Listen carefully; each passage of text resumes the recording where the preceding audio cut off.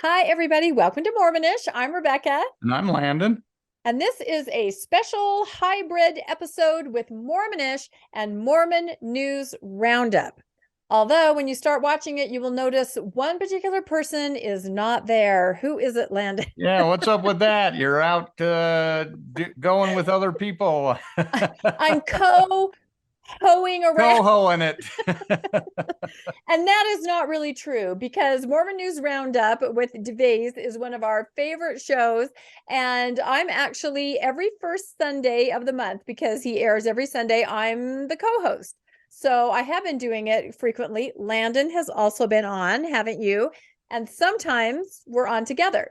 So, but we've just decided that some of this content is so good, especially what we did on Sunday, where we did a whole update on Tim Ballard, Elder Ballard, the tithing gate. Isn't that what we should call it? Tithing gate? I think so. There's some argument whether the tithing was or wasn't, but we'll see. It'll be interesting to find out. It's worth following. It's worth following, absolutely. So this is just going to be a quick update. It's only half an hour long, but I think we'll put some of these on Mormonish in the future too, because there's really good content over there. If you have not checked out Mormon News Roundup before, it does air live every Sunday night at 7:30 Mountain Time, and it just covers all the news of the week. So we're really glad that there's a podcast out there in the Mormon space, post nuance faithful, that kind of covers everything with a different guest host every time. I think they had Patrick Mason on last week, didn't they? Yeah, they did. Yep. Yeah. So really interesting. So anyway, we hope you guys enjoy. This is an update on the amended claim. I think you're going to like it. Thanks. Our featured article of the week here, the Tim Ballard scandal is getting absolutely crazy. I mean, this is blowing off the net here. I've got a quick summary of this for you here that was released by KUTV News, which will try to give us a basic overview of what's happening with the Tim Ballard situation this week. We do start with breaking news off of 2 News at 6 tonight. Off the top, new allegations today in a lawsuit filed by several women against Tim Ballard and Operation Underground Railroad. Thanks for being with us for 2 News at 6. I'm Mark Cavell. And I'm Heidi Hatch. The new allegations involve a top leader for the Church of Jesus Christ of Latter-day Saints and also Utah Attorney General Sean Reyes. Tim Ballard, the founder and former leader of Our Foundation, faces civil suits filed by multiple women who worked with him. The women allege that he would manipulate them and coerce them into sexual acts as part of his trafficking rescue missions with Operation Underground Railroad. In an amended complaint filed yesterday, attorneys for the women say, quote, LDS Elder M. Russell Ballard and other authorities from the Mormon Church provided Mormon tithing records to OUR to help OUR target wealthy donors and wealthy Mormon church wards. What? It goes on to say that Attorney General Sean Reyes would intimidate the complainants, saying upon learning of these complaints, Attorney General Sean Reyes would step in and rather than investigate what OUR and Tim Ballard were doing, would intimidate those complainants. Now, Elder M. Russell Ballard is not related to Tim Ballard, but did at some point work with the support of the efforts of OUR. In September, the church released a statement accusing Tim Ballard of exploiting his friendship with Senior Apostle Ballard, calling the former OUR leader's actions morally unacceptable. Okay, so like she said, Rebecca, this is an update from the lawsuit that was filed 2 weeks ago. We have amended an update with new allegations, which are really, really interesting. What's your first thoughts here of watching this news clip? Well, I have to laugh because as we prepared for the news through the week to air today, you know, we had lots of really big stories and we thought, okay, we've got it down. Suddenly, Friday, all this happened. So I don't think anything could surprise me anymore. There are a lot of really great podcasts that jumped on this right away. RFM read all the amended complaints and information. You have to kind of extrapolate it out of the original. So he went to great lengths to do that. That is an excellent podcast that aired last night. John DeLynn was on it right away with a live broadcast just a few hours after it came out. But there are some very disturbing things there, especially about the tithing. I think that's one of the bigger things to come out. That is, we've never heard anything like that. No, I could not believe what I was seeing there. But I want to put a caveat. That's not. I have heard of this before with Elder Wilkinson at BYU back in the 60s. He asked the church headquarters for the tithing receipts of every single BYU faculty member and staff member. There was around 800 to 1,000 at the time. And church headquarters did provide that to him. Then he compared their salary with how much tithing that they had paid before and called them into the office and put pressure on people who were not full tithe payers. So to say this is unprecedented is not quite there, because we have seen this happen before.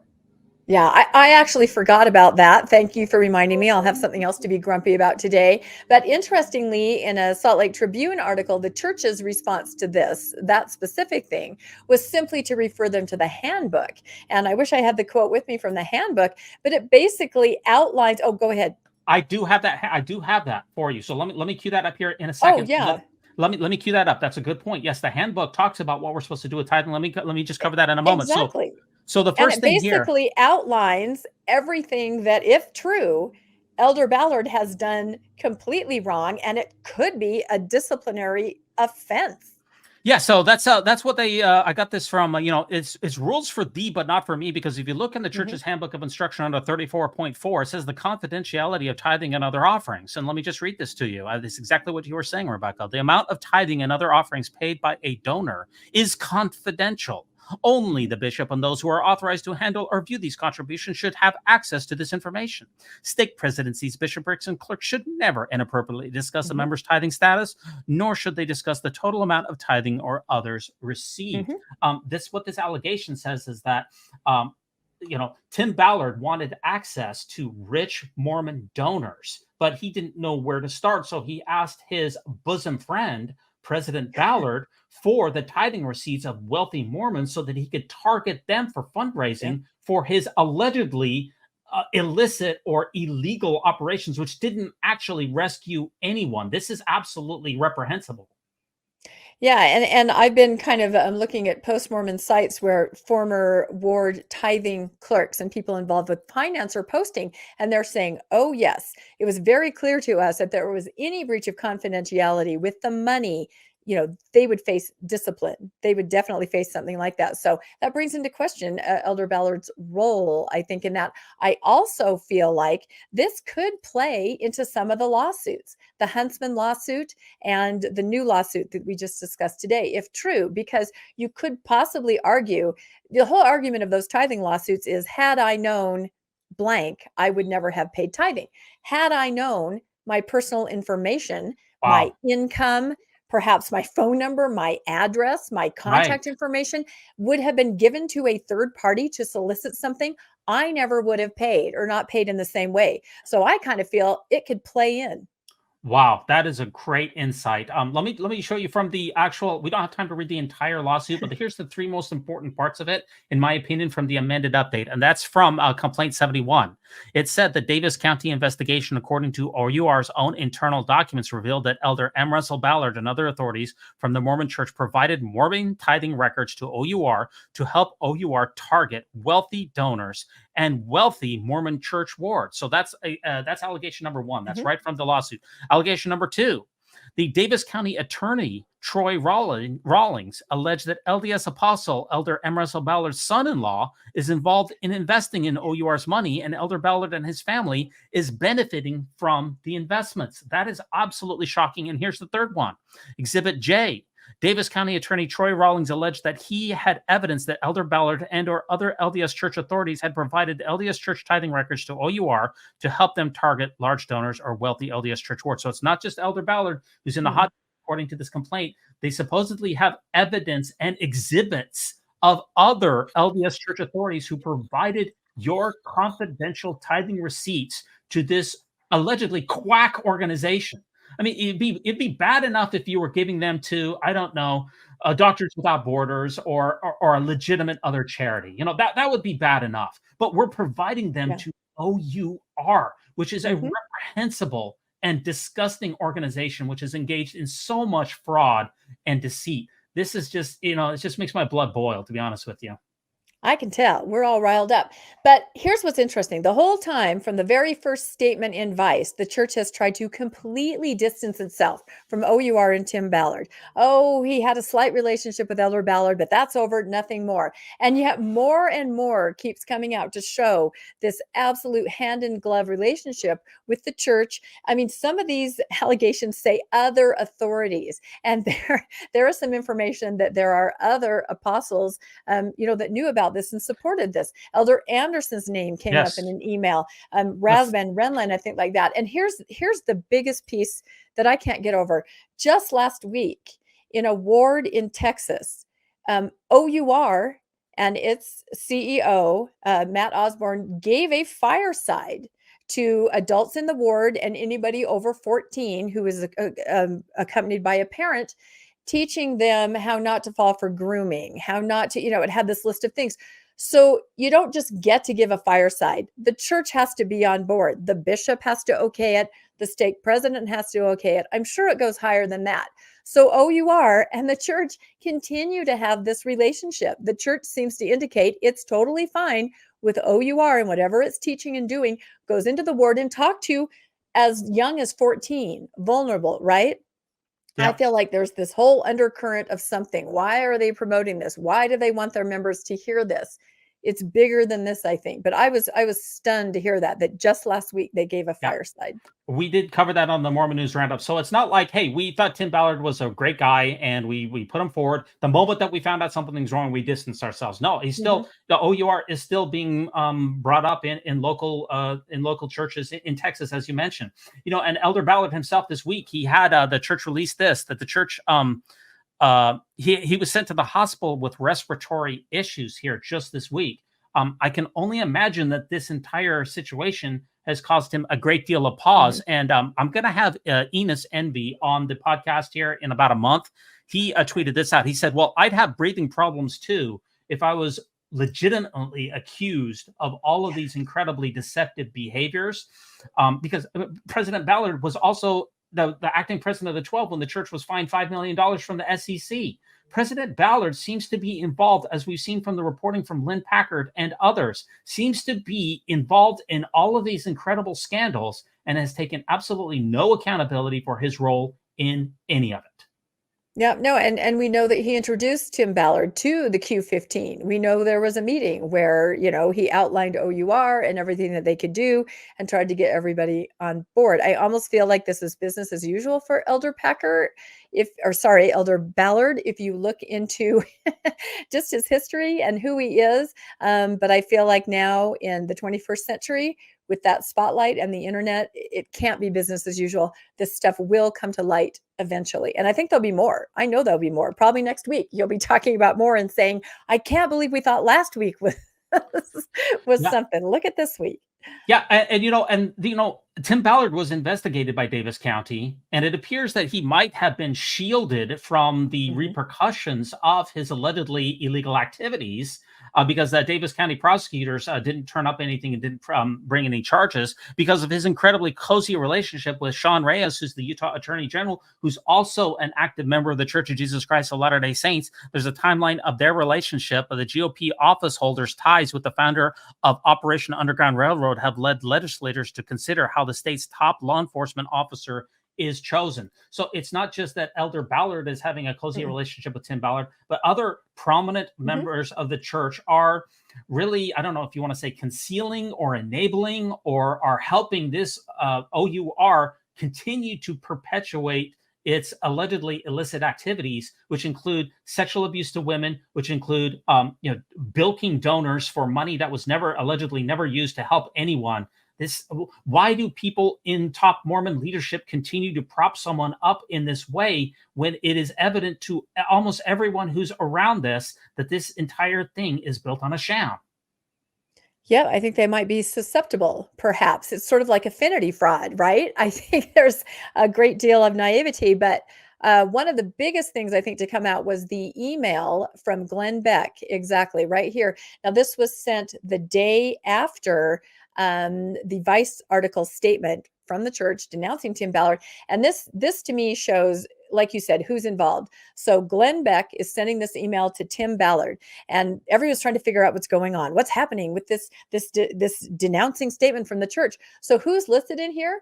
Glenn Beck says, I instantly got a hold of Elder Anderson, right? Well, why? If the church has nothing to do with this, why would you contact Elder Anderson? He'd been out of the country. He doesn't know what's going on. Also, Mike Lee, he's going to weigh in. Sean Reyes.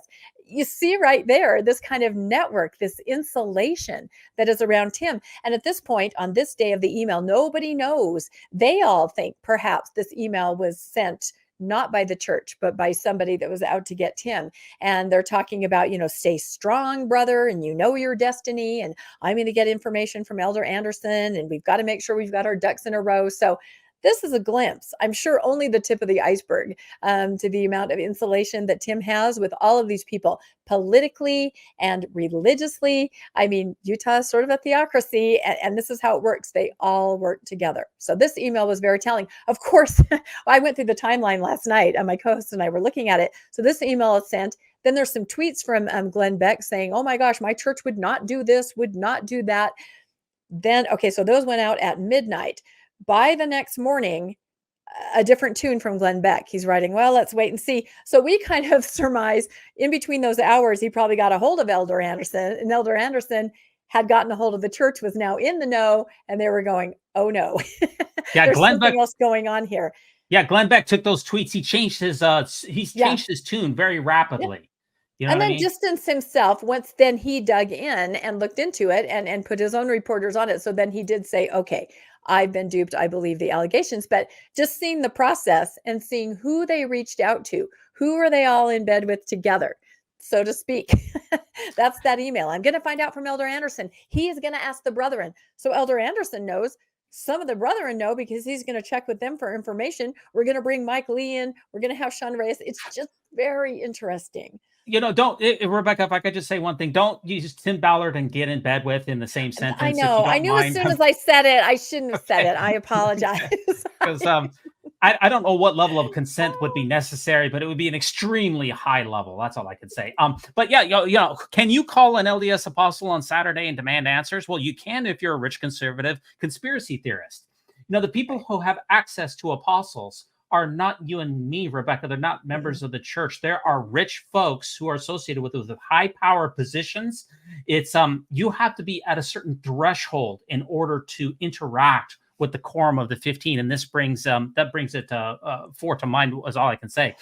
One other tweet that went along with this. This is from Jezebel. She said, "Mormons, I know the gospel is true because the Spirit told me. I don't need evidence. I have faith." Also, Mormons, I need evidence that the Glenn Beck email is real. There's not enough evidence that the apostles were colluding with the government officials to cover up for Tim Ballard. I find that type of hypocrisy very amusing. Yep, you got to choose your evidence. Whatever works for your narrative, that's what you have to go with. Yeah, and we also have not only that, we have from this lawsuit also, multiple sources have confirmed to Lynn Packer that an associate of Utah General Sean Reyes has a video from a 2019 party at his home in Bountiful, Utah, where they're doing lines of cocaine off of naked women's legs.